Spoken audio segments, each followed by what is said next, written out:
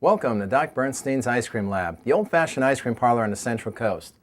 Now, we're well known around the Central Coast as a place to enjoy a hot fudge sundae and watch the day go by, or a place where kids love to come to celebrate special events like birthday parties.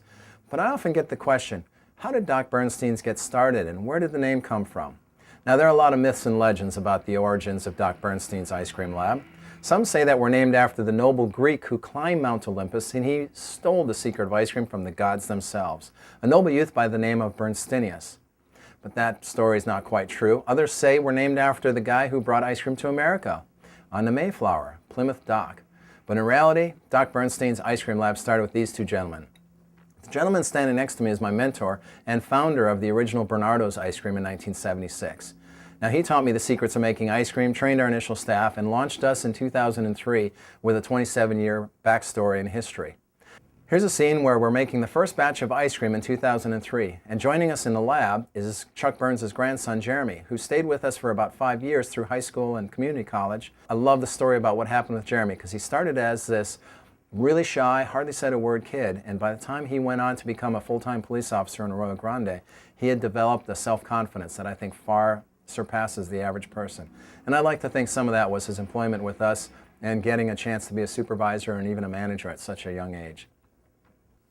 Doc Burnstein's is also known for some of the unique things we do as a business in our community.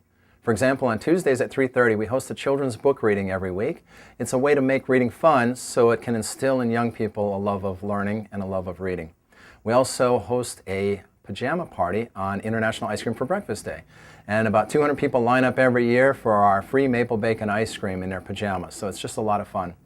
And we're pretty well known for the blood drives we do every 2 months. In the time that we've been open since 2003, we've had over 4,500 donors come through our blood drives where they get a pint of ice cream in exchange for a pint of blood. So it's done a lot of good in our community.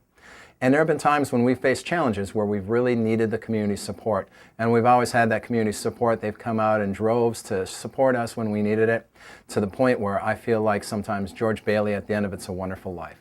So as I'm facing my current challenge, which is growth and a need to grow, I'm also looking to the community and trying to create a community-owned business as a way of not only growing the business, but also giving back to the community that has supported me so well over the years.